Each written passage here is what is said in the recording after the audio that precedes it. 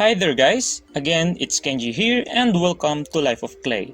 Last year, I sculpted our first dragonfly, the common hawker, and this time we will be making a second one, the southern hawker dragonfly, Aeshna cyanea.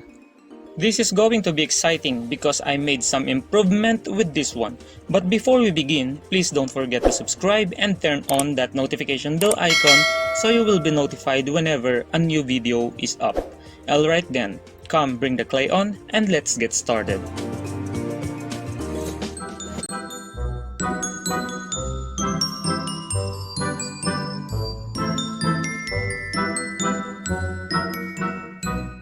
First, I printed out these sets of dragonfly wings in this plastic film in various sizes. Then I choose the same size of wings I use on my common hawker dragonfly. I based the size of the armature and the scale of the dragonfly with the chosen pairs.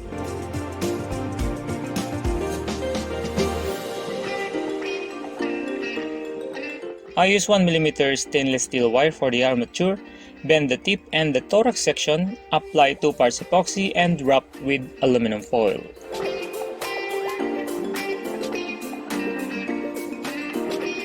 And to give the abdomen wire the tooth, I apply epoxy and tie around some yarn.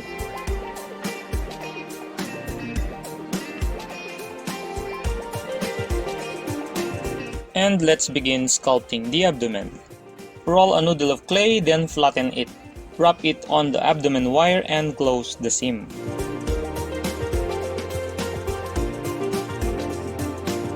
Trim off the excess clay until we get the proper shape, and after that, adding the abdominal segments. This tool that I'm using is a cutout sheet of a soda can. Now after all the details are added, let's cure it with heat gun. Next is sculpting the thorax. Cover it with a thin sheet of clay and shape it based on the reference. This southern hawker dragonfly is actually a commissioned sculpture of my special friend in Scotland. I saw that he really had this great passion for dragonflies, and because of that I agreed and make one for him. And so it became my first ever commissioned piece. Thank you very much, Mr. Graham. The southern hawker dragonfly aeshnacyanea is the most common and most widespread dragonflies in Europe. Found in England and Wales but slowly spreading into Scotland, and can be seen patrolling by ponds, on lakes and canals in the lowlands, particularly near the woodland. They are the large and fastest flying dragonfly with brightly colored long body. The males have a dark abdomen, pale blue bands on the last 3 segments of the abdomen, and blue-green eyes, and large green patches on the thorax, while females are paler and has brownish eyes. Adding all the base details of the wings on its back, and adding those grooves on its carapace.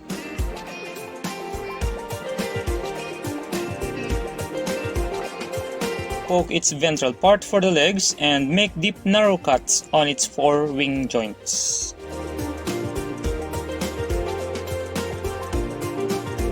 And after that, cure it with heat gun. Now let's proceed in sculpting its head.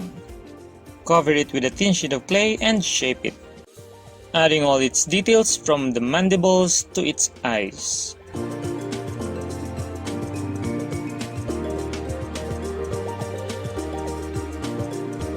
And cure it with heat gun. After that, I added more layer of thin clay on its eyes. The male is very inquisitive dragonfly, will often fly towards the observer, hovering nearby to have a closer look. It can reach a body length of about 70mm or 2.8 inches, with a wingspan up to 110mm or 4.3 inches. The eggs are laid by jabbing the abdomen into rotting vegetation or wood. The eggs hatch in the spring after being laid in the previous summer or autumn. The nymphs feed on aquatic insects, small tadpoles, invertebrates, and small fish. They emerge as adults in July and August after 2 to 3 years development. And let's add poke holes for the antennae. Brush it with alcohol and final bake it to cure the sculpture completely. For the legs, I use 0.8mm bronze wire, basing the measurements to its body size. Trim and bend them according to the numbers of leg segments they have. I cut out some plastic bristles for the antennae and appendages.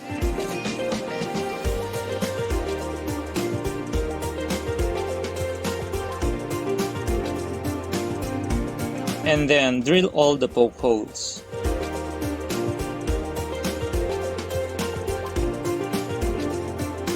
Paper wrapping instead of clay is what I use to add volume to the leg wires. Using glue to adhere the paper strips and set them aside to cure.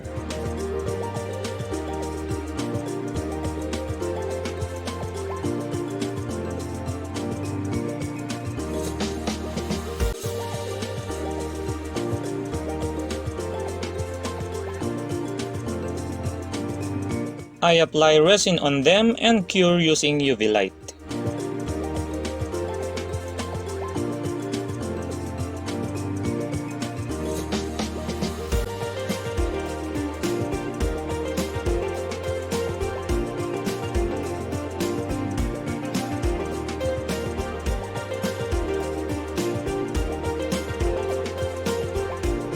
And attach the legs to the thorax using super glue.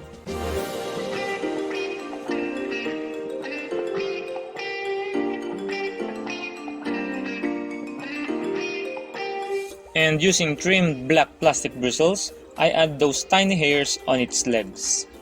Resin is what I use to adhere them and then cure again using UV light. I decided to remove all the paper wrappings on the lower legs to make them more slender.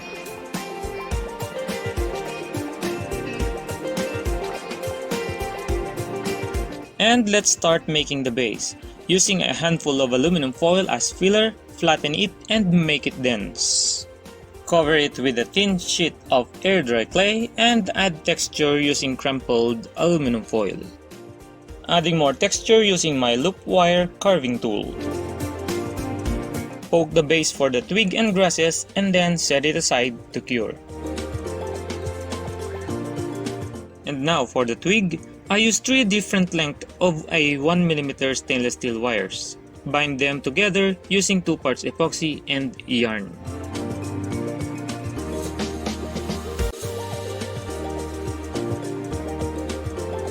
Cover it with strips of clay, leaving 1 cm wire on its base exposed. Trim off the excess and make it slender as much as possible. Adding wood texture using Explorer tool, and after that, brush it with alcohol and bake it.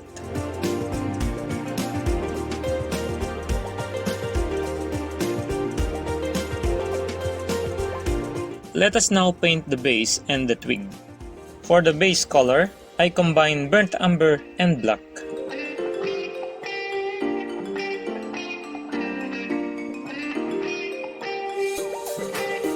And for the highlights, I dry brushed them with the mix of titanium white, burnt umber, and burnt sienna mix.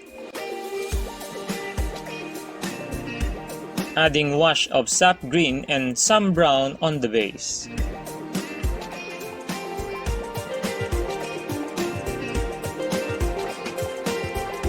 And after that, seal them with ultramatte varnish.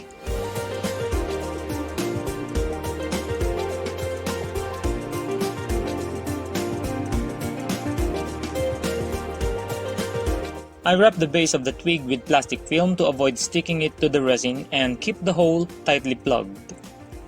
Mixing 2 parts resin and pour to the surface crater of the base to create the stagnant water effect.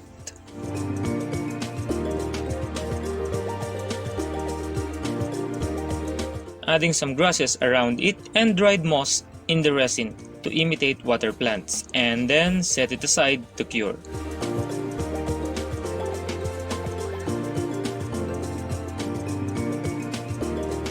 After cutting out the wings neatly, I stick the printed side to the clear packaging tape and then cut them out again using cutter. This method will seal the ink on the wings and avoid smudging.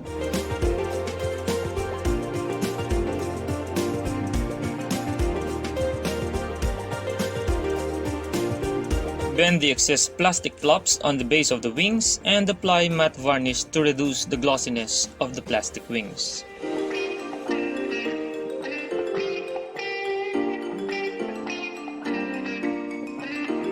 And now let's paint the dragonfly. First, I apply pure black on its abdomen and legs.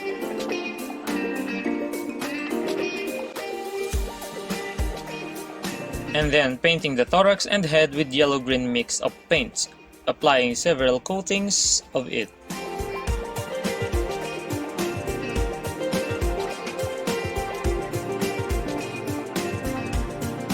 Painting the middle part of its head with rich yellow-green. Randomly using yellow, aqua blue, real blue, brown, and black for the eyes.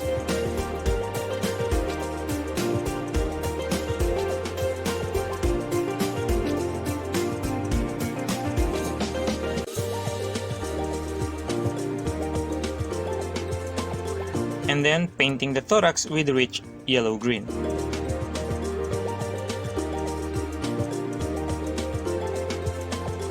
Adding more paint details of black and burnt sienna to the head.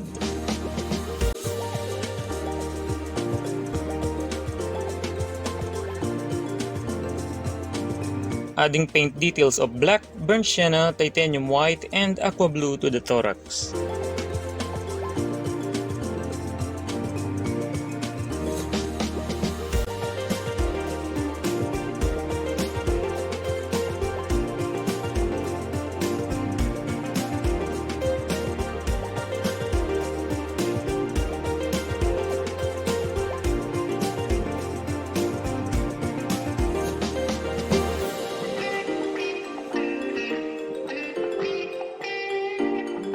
Yellow-green, titanium white, aqua blue, and real blue for the abdomen.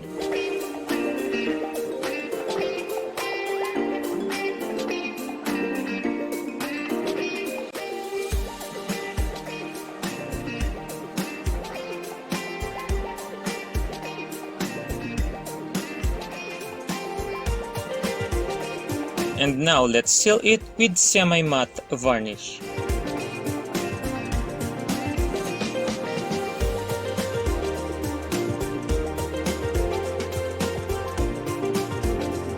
Applying resin to its eyes and cure with UV light.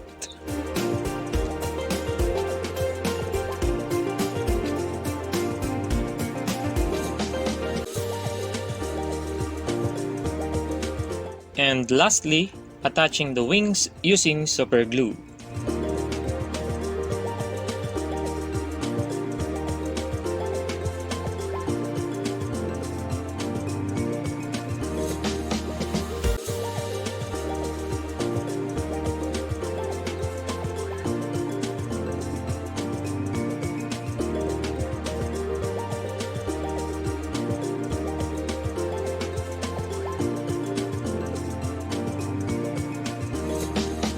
And let us now assemble it. Insert the twig to the base. I drill small holes on the tip of the twig and bend the tip of its forelegs inward and insert them to those holes using tweezers to guide them safely. This will keep the dragonfly hold to the twig tightly and secure. And there he is, the southern hawker dragonfly is finally done. Hope you did enjoy it more this time and may you find my techniques be useful.